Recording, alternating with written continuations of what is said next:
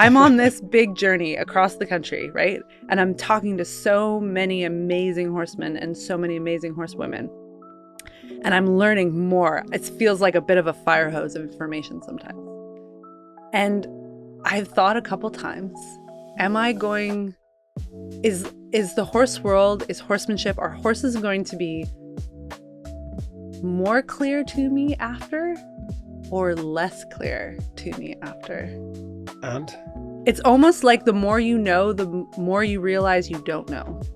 Like the more I learn and the more amazing, like really, truly amazing horse brains that come and sit in the studio, it almost makes things simpler. Like it does simplify kind of the core elements of what makes this whole horse world tick. But at the same time, I have almost like more questions than I did when I left. That's really interesting. Yeah. No, I think you're getting a really good picture with it, with what you're doing and the variety you're seeing and the places you're going to. It's just incredible. Dear Horse World, it's Josh Nichol. That's what mentorship is truly about. Leadership isn't about making things do things. Leadership is about doing something to such a degree that other things want to be around you. Okay, wait. You have to say that again. Leadership's not about making horses do things. It's about being an example. It's about allowing yourself to be something that other things want to be around. And that's the polarity of energy. So when we're existing in a hard state, it actually pushes stuff away. When you start to live in a state where what's going on in you is at peace, it draws stuff to you. That's just the nature of it.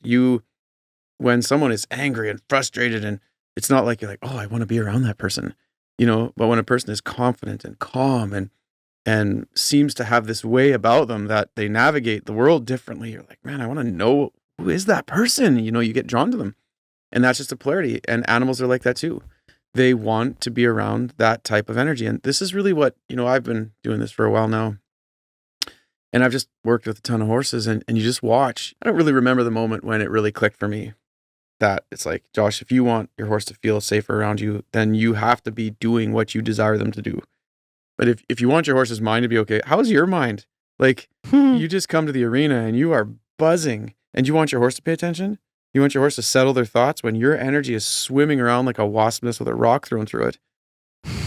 And then, okay, you want your horse to show up and feel safe in your space, but you're all closed off. And then you want your horse to not react to pressure, but you just freaked out about somebody cutting you off in traffic. So it's like, energy moves by the way we engage that concept. Yeah. And so then that's where that personal work comes, because now it's actually in me to be a model of that. Now, you don't have to be perfect at it. And I feel like a lot of people feel sometimes overpressured by this. It's like, holy smokes, well, I can never work with my horse then, because we make these big absolute adjustments. Yeah. And I don't think it's that way at all.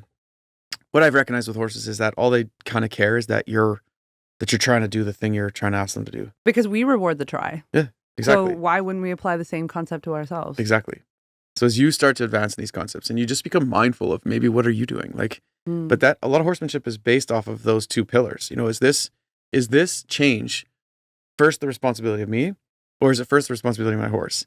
And so a dominance-based style would say the horse has to change. I don't have to change. I'm not going to change. And when the behavior is bad, I'm going to fix that behavior in the horse, but I don't have to show up any different, which is somewhat appealing. And very efficient. Yeah, totally. I don't want to change. I don't want to, because it means we have to start taking responsibility. And that's another big piece, that I might have to be responsible for the ways that I have acted in the past or the things that I've done.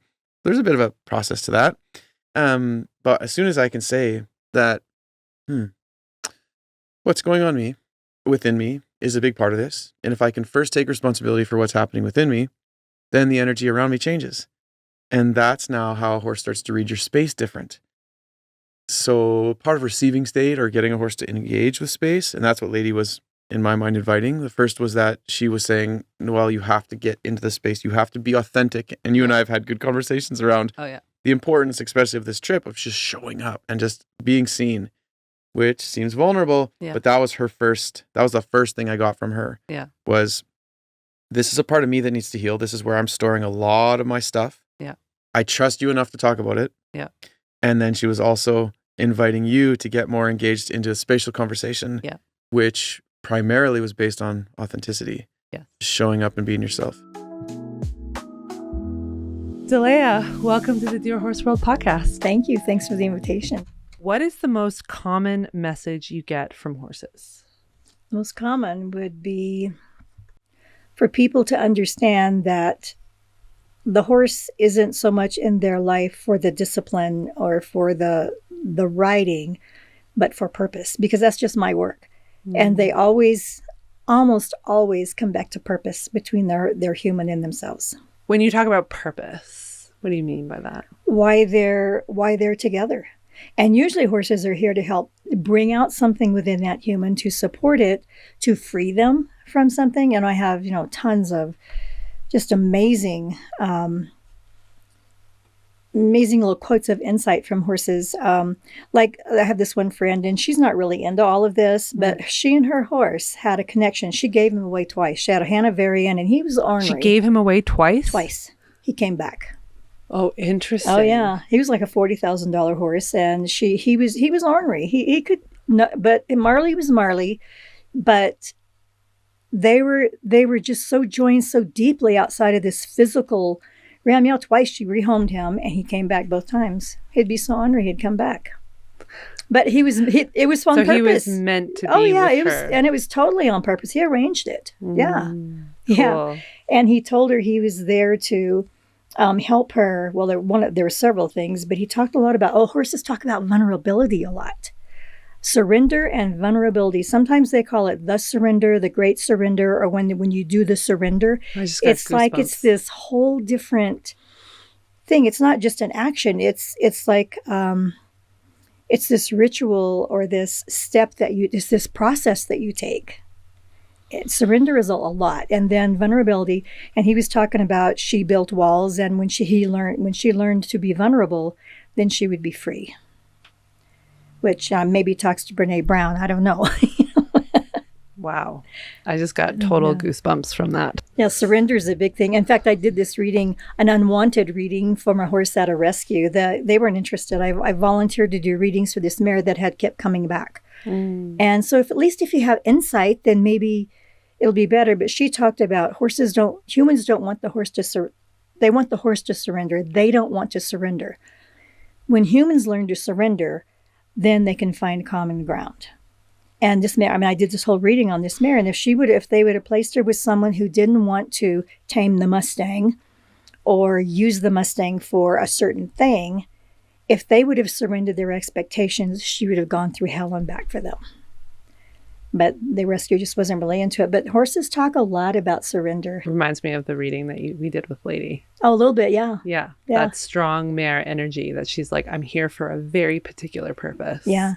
And I'm not interested in anything else. Right. Yeah. And those horses can get in trouble. And Lady has been in trouble. Yeah. She's been returned and rehomed many times. That's right. Yeah. Been told many times that she was too much buck, too much pushiness, too aggressive, all these things. And so, yeah, it's interesting that what happens when we look at that behavior spiritually. Yeah. Is that horse fighting to get something across that we're not listening to?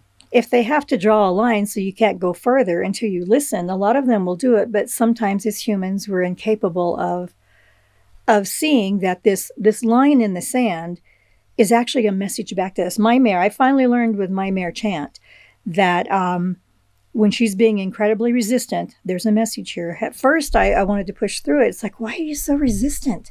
She's probably going to me, why are you so resistant? Why are you so stupid? But now I've learned when she's resistant that she's actually asking me, choose something else. And I don't know that she knows the answer. She's wanting us to find the answer.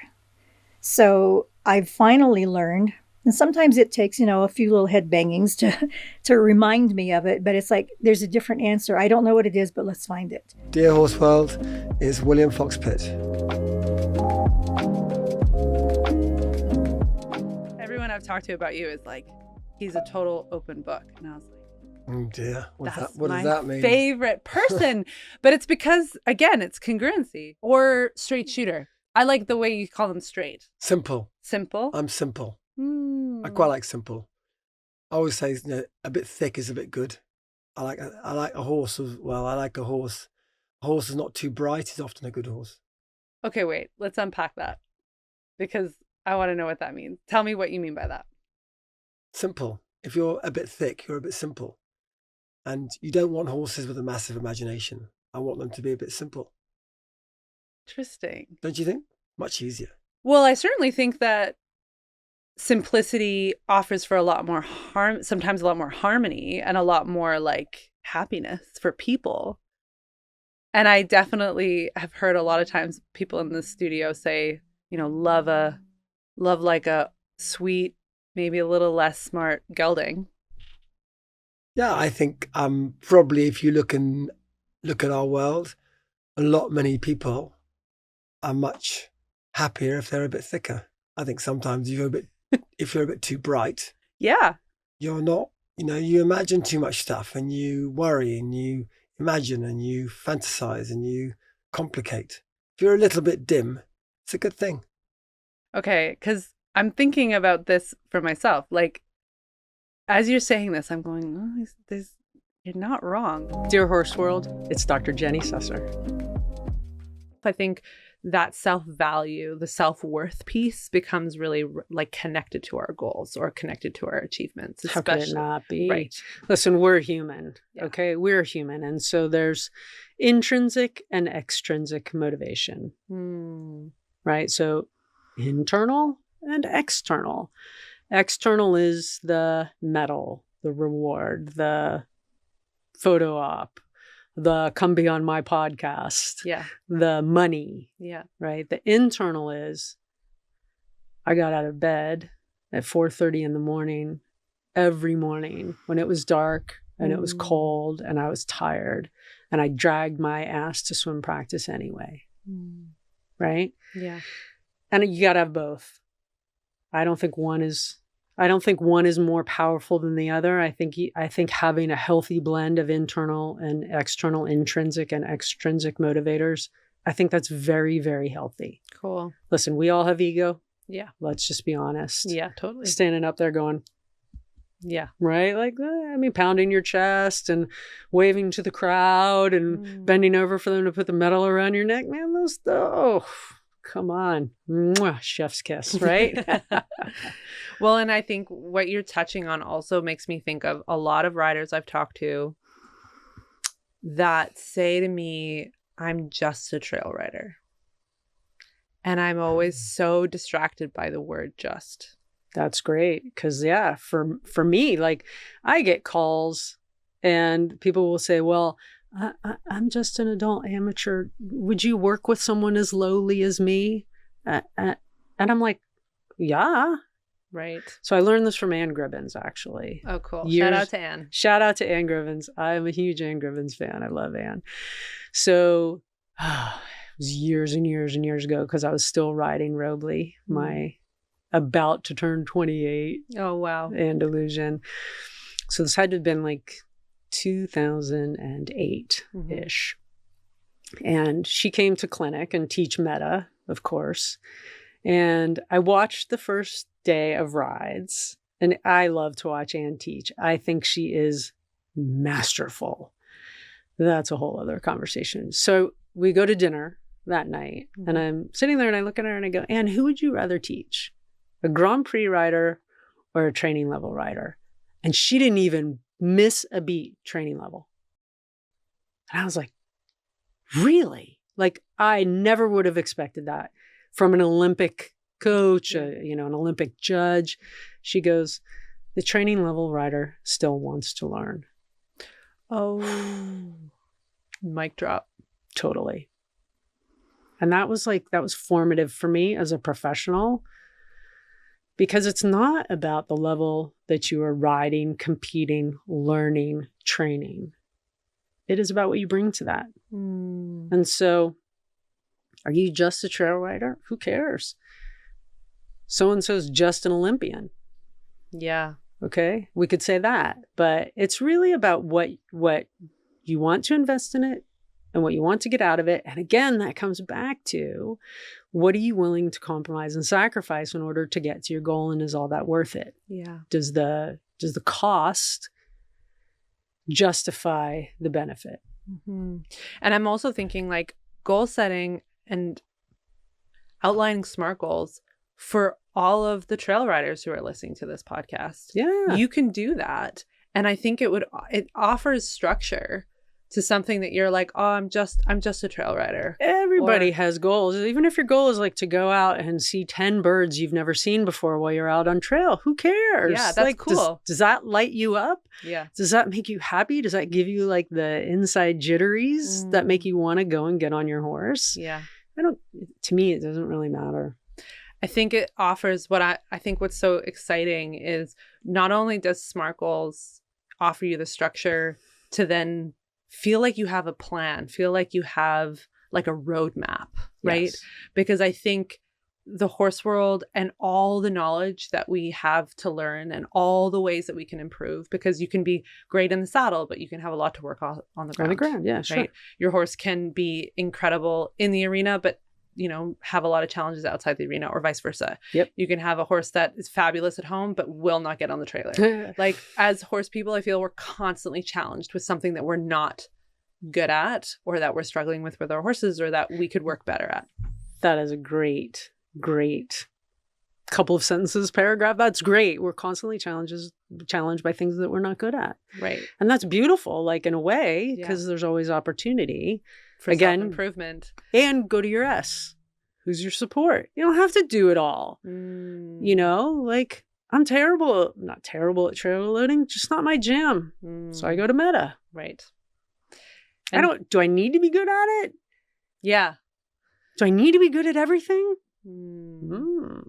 Not necessarily. So what we're talking about brings me to the next piece of goal setting, which is the balance between what I call hard and soft goals. Ooh. So in sports psychology, we call them outcome and process. Okay. But I don't like outcome and process because those are confusing words. At least they are to me. But hard and soft feel pretty easy to understand. So hard goal. I want to qualify for regional championships at third level in 2025. That's outcome based. Yeah. Okay. Soft goal for that would be, I need to become softer in my hands and more responsive to my horse's mouth. Beautiful. Soft. Yeah. So the hard goal is what you want to do. The soft goal is who do you need to be to do it. Dear Horse World, it's Dewey Freeman. What's beautiful is the work that you do, and your experience and knowledge of horses allows you to observe how a human is in relationship with their horse. And that is very informing of how they are in relationship with other beings. With every other being in the entire world. Right.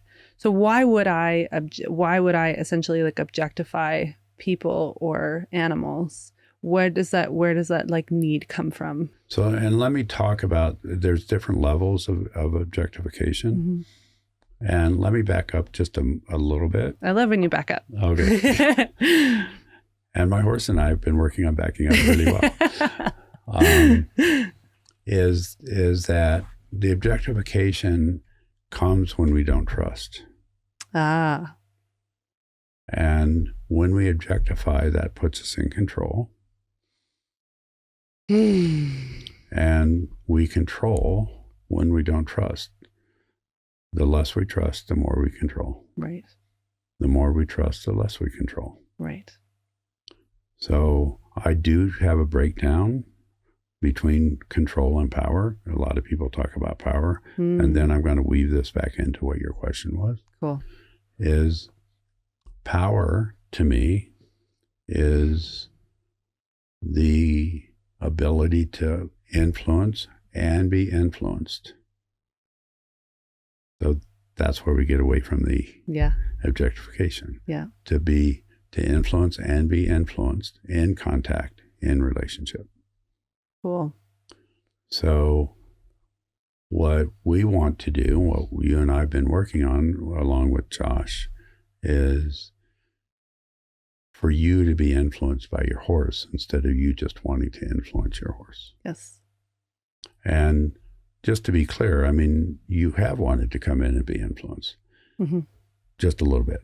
Yeah. Yeah. And what we've been working on is raising that threshold of you allowing yourself to be influenced actually to the point, and part of what we've been talking about is the idea of giving your horse something to attach to and something to grab hold of. Yes. Yes. Which, what was so beautiful we got to see yesterday was you did that with Lady, and Lady just went, Yeah. and was in seventh heaven with you. Yeah.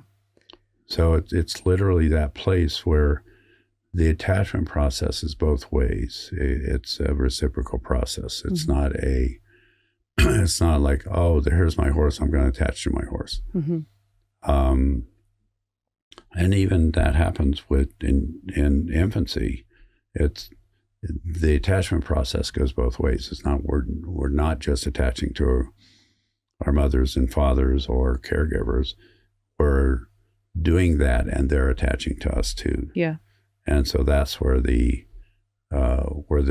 we break down the objectification and move into a truly I-thou relational process between us and another. And I'm going to throw in another little piece here. Cool. And we haven't talked about this to this point. We want to be seen, heard, Mm-hmm. gotten, cherished, and protected. Oh, wow. Those are the 5 things. Those are 5 elements of every relationship that we want. Can you say that again? I Yes. want to close my eyes when you say this. Okay. And actually let yourself feel these in your body Okay. when I'm saying these. You want to be seen, heard, gotten, cherished, and protected.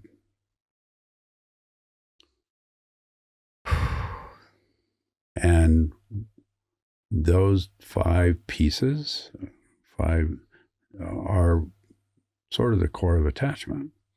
Right. If I'm in relationship with you, I mean, we become, at least from my perspective, pretty darn good friends. Yes. I want to see you. I want to hear you. I want to get you. I want to cherish him. I want to protect you. I want you to do that with me too. Right. I want that to happen with my horses. And I know that you want that to happen with your horses. Yeah. And part of what was happening with G, and this is, I hope that people can visualize this. Yes. Is that he would load to where you were standing, but he wouldn't go beyond that. Yeah. And he would walk in and be exactly where you were, looking to attach, Yeah. looking to go, are you here? Are you here with me? Yes. Are you staying here and getting, cherishing and protecting me? Mm-hmm. And as soon as you backed up a little bit and opened to him instead of thinking about Lady who was behind you, Yeah. he walked right in. Yeah. Dear Horse World, it's Dr. Connie Fancy. And you mentioned something today which really blew my mind, which is that there are organs in the horse's body that are sort of access points for hormones that are connected to the fight or flight response. Yes. So fear we see in horses that is behavioral could also be, like, for lack of a better word, medical. Mm-hmm.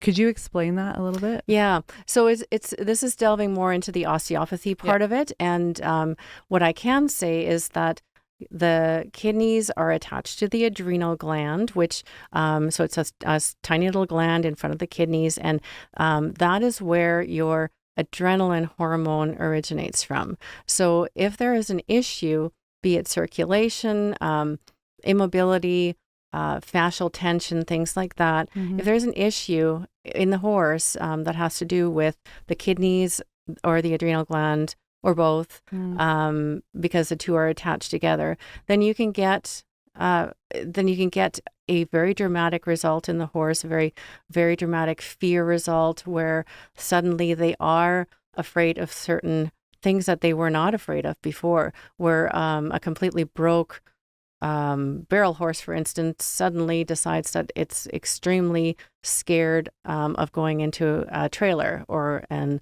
arena for a race. So we have to think outside the box, and that's what this whole thing is about. Is those cases that are not cut and dry, and we've ruled out. Okay, there was not an injury.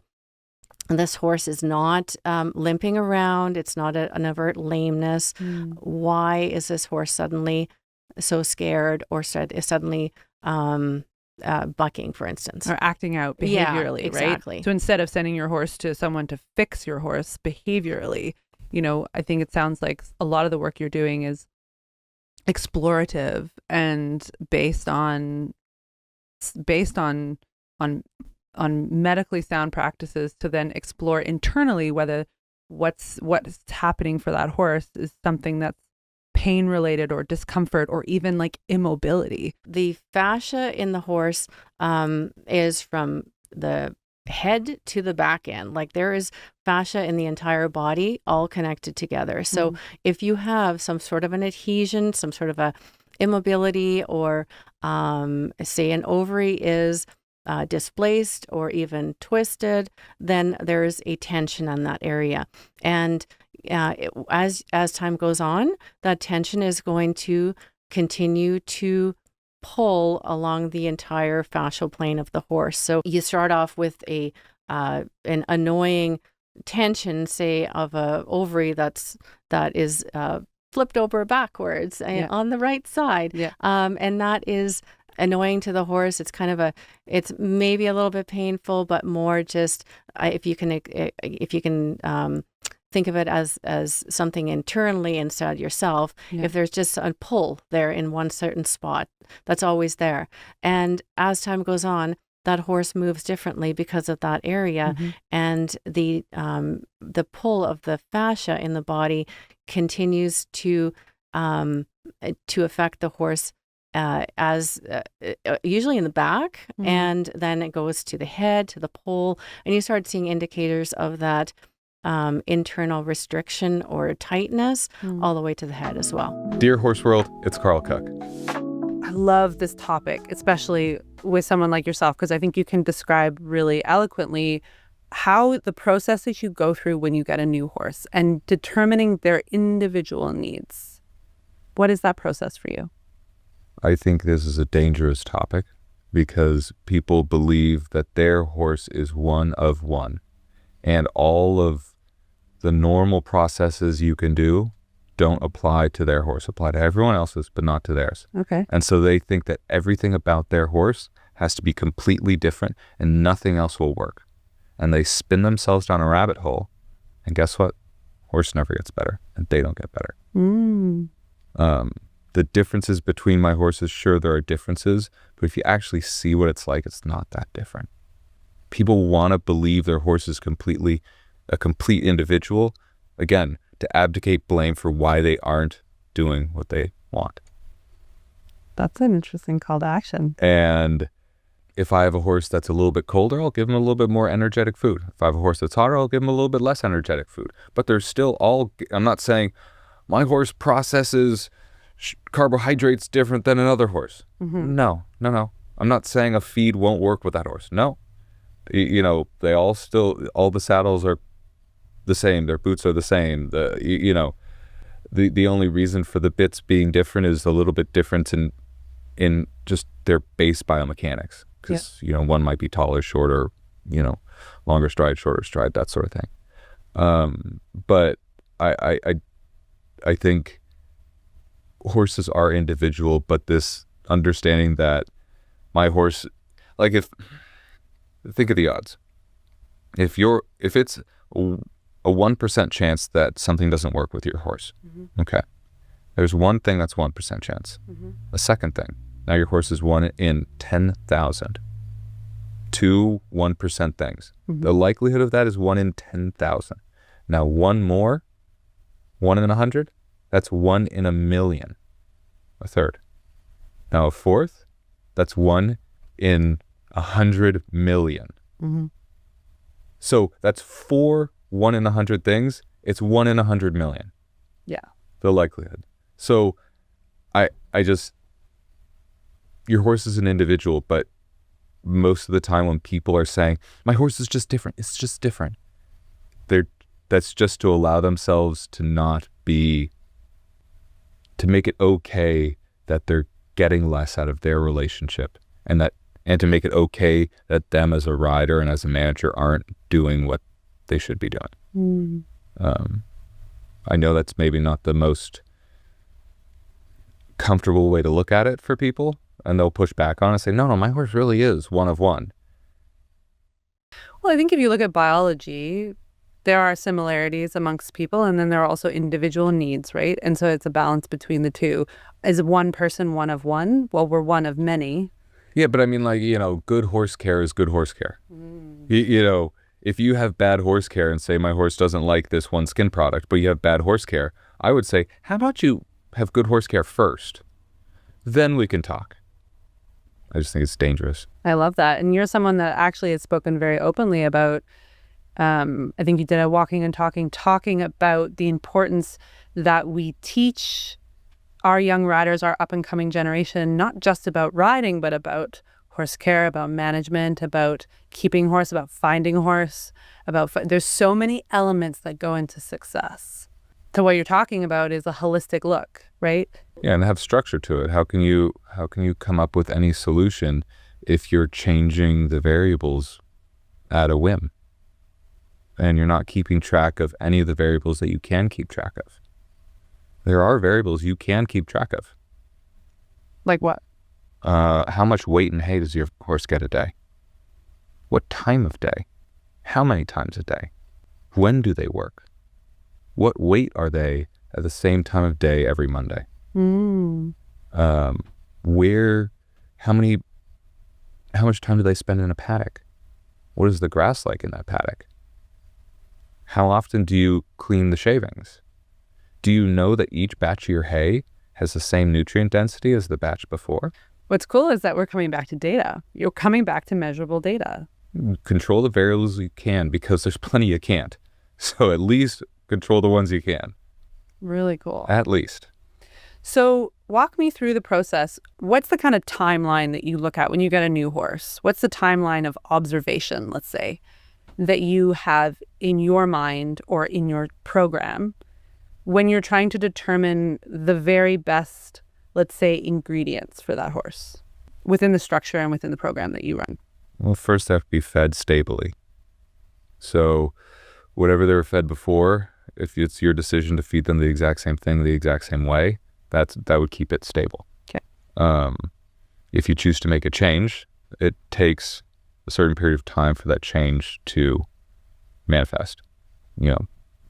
For example, if you decide to feed them twice the amount of calories, they're not going to get fat tomorrow.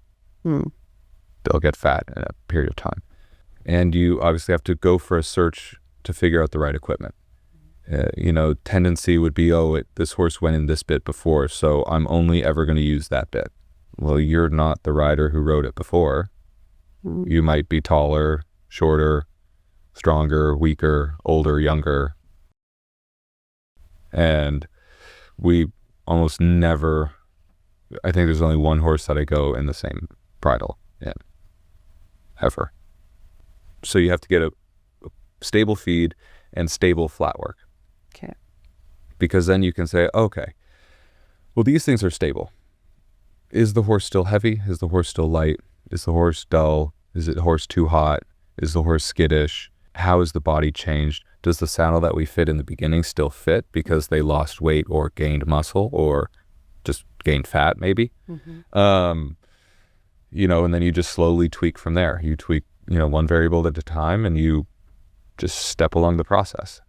Obviously if the program the horse is in before compared to yours is very different, you'll see a lot more change, and it'll probably happen faster but also take longer. So there's no cookie cutter 6 weeks, but it's also not, it takes forever. Like it's part of the work. You just step through it and you go from one day to the next.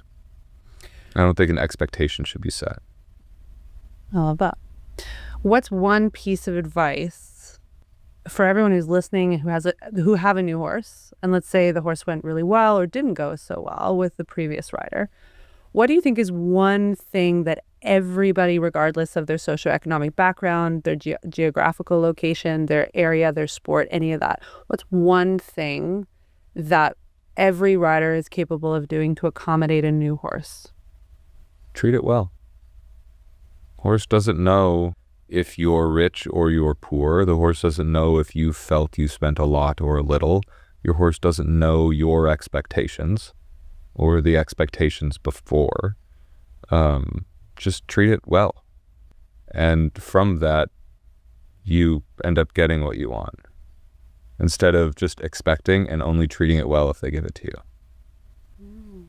You know, you don't do that with kids or dogs, you know, where you're basically treating them poorly, hoping that they guess the right solution, and then you treat them well. How likely do you think it is a horse is going to guess the right solution? Because there's like many steps to actually get to the right solution. Mm-hmm. But you haven't given them any of those steps, and you're expecting them to figure out all of those steps to get to the right solution, and then you treat it well. Just treat it well. So I never ever had a horse that I felt was my type of horse, the one that I wanted.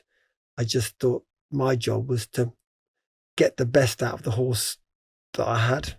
Yeah. And I've always really enjoyed that. To me, it's not so much been about winning, but how can I get this horse to perform to its best? And I rather felt that was my job. So I would often end up with a horse that, no, we're not, don't give up on him. He's got something and I think we can help with that. I know he's got something in there. I can really, feel that, given a bit more time and, I was very able to adapt to different horses just because of being brought up that way. Yeah. Every horse is different. And my mother always said, you never ride two horses the same. They're all different. You've got to adjust to each one, and it's your job to react and work out what makes them go. And some want to smack, and some want to pat, and some want this, and some want that. And your job is to work it out. And I always loved that. I grew up also riding two ponies, had a crazy 13-2 chestnut lunatic that I couldn't make do anything. I rode him everywhere in a blinking strong Kimblewick. Yeah. And I had a 14-2 fat, lazy Connemara Oh, I love Connemara. who wouldn't move unless he was being told to. Yeah. So I always rode different things. Yeah. And when I came into eventing, I quite quickly got a few, because those early days when I kind of kept on riding a bit because I had all the support and a lot of friends were giving up. I got a few friends' horses that, you're going to send the horse to William, he can get it sold. Send the horse to William, he can do a few events, and then he'll sell it. And we'll see if William can make that worth a bit more money. And so I collected a few horses. So I kind of, later in my teens, I ended up riding 4 or 5 horses, all sorts, whether it was a 15-2 or a 17-2 or a thoroughbred or a cart horse, I gave it a go. And I think through my career, when, Sinead was with me at a very busy time, I did have all sorts. I had... Yeah, she really said that. I had a warm blood, a German warm blood, I had an Argentinian racehorse, I had an American thoroughbred also, I had an Irish partbred, and I didn't have that stamp that I required. I thought, you know what? He's got this and he's got that. Going to give him a chance. He's worth it. And yeah, he's good at dressage, so we can do that. And no, he's not so good at dressage. He jumps well, so we can do this. And this is where we go with him because that will suit him. That's quite hilly. That course is quite flat. So I was very good at working with my horses and just getting them to the right places. And I think nowadays the pressure is different. Of course it is. The world is very competitive and everyone's got to be riding that lovely, big, flashy horse. But I think so many people then miss opportunities as to, I've won funny events on some very funny horses, but other people probably wouldn't have had them on their yard. And I think that I therefore always gave horses the benefit of the doubt. I was like, oh, you just might. Oh, I just think he could. Sometimes, yeah, he will. Just give him his time. So I had good owners who supported me with their horses, and they could see that I would believe in their horse in a certain way. And then if the horse had a chance, maybe I'd be the person give the best out of that horse. Yeah. Yeah. At one stage in my career, I had 6 5-star horses. Wow. And I did, 2 in Kentucky, 2 at Badminton, 2 at the Moulin. And I sort of thought that was normal. That was what you needed. And nowadays, that would hardly have been possible, I think, to have had those horses in that position and to be able to do that. There's so many pressures that, he's not good enough, and he's not going to stay sound long enough. But, I just would always say, well, why not? Just give him a chance and give him a go. And therefore, something will go right. Plenty will go wrong, but something would go right. And it was I'm very lucky to have had that chance and that attitude. You leave it open to chance. Like a moment of opportunity, right? I think I had the opportunity of, I could easily have said, no, he's not quite mine, no, he's not quite this. But I suppose my chance was just giving a horse a chance, because I thought it was my job. I quite was challenged by, I can get the best out of you. You might not do that, but you're going to do this, and I can help you do that. And I really enjoyed that.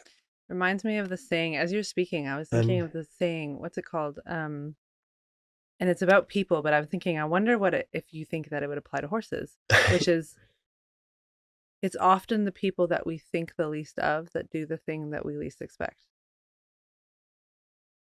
It would have applied to quite a few of my horses, I suppose, I think. But I also think it's not what you think of. An opinion is one thing, but also a belief. That positive belief, I think, goes a long way. And you really believe there's something in there, you often bring it out. And I think probably I was a bit naive, but I would always give a horse a benefit of the doubt. Do you think they feel that? And they do, yeah.